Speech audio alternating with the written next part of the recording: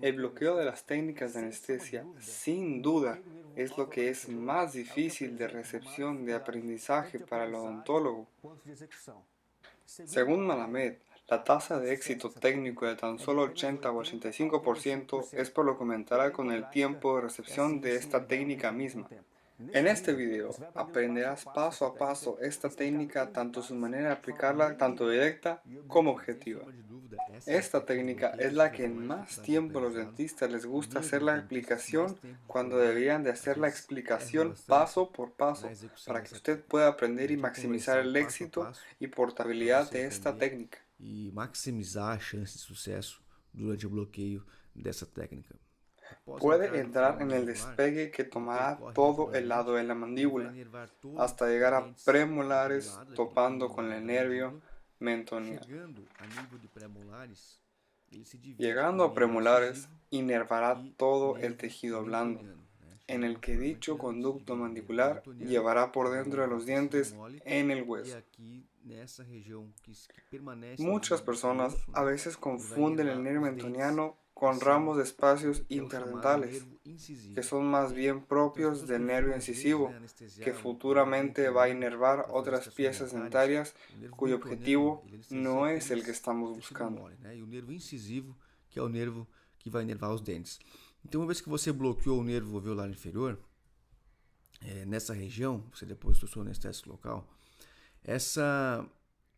En todo este conjunto, los dientes van a estar insensibilizados. La mucosa, el periósteo, a partir de los premolares para enfrente, en conjunto con el labio. El mentón y el labio de ese lado dormidos es una señal de efectividad. Então, uma vez que você depositou o anestésico, el depósito de anestesia debe abarcar toda la circunferencia del nervio que queremos infiltrar o anestesiar. Si la aguja se posiciona lejos del lugar de la punción, la anestesia no será efectiva como se espera a un 100%. Consequentemente, você vai ter uma falha anestésica. Otro aspecto bastante importante es saber que el nervio lingual pasa levemente anterior al nervio alveolar inferior. Es muy común en esa punción anestesiar el nervio alveolar inferior y el nervio lingual. En esta esquematización podemos ver que con una punción se anestesia el alveolar inferior y el lingual. El nervio lingual es responsable de la inervación de 2/3 anteriores de la lengua y la mucosa de la parte lingual de los dientes. Si haremos una extracción dentaria, por ejemplo, es esencial anestesiar el nervio alveolar inferior y el nervio lingual, por supuesto, para la anestesia de la mucosa lingual de las piezas dentarias. Técnica anestésica directa. Es muy importante que el paciente tenga una abertura de boca máxima, porque es así como se consigue establecer los lugares de punción. Lo primero que se debe hacer es colocar el dedo índice en la boca del paciente y palpar el borde anterior. De esta manera, aquí tenemos la mandíbula. Esta área se llama línea oblicua externa. Es una estructura que se consigue palpar fácilmente. Si no se consigue visualizar esta estructura, se debe obligatoriamente palpar. Entonces, muy común para hacer lo mismo hasta que la barbilla, y que incluso si el campo, en lugar de poner el guante, de experimentar presión en la mucosa, donde está el borde anterior y su vista también se considera en este mismo enfoque, arriba, justamente en el borde de posteriores. Do plano oclusal, eu vou palpar essa estrutura chamada borda anterior do ramo, ok?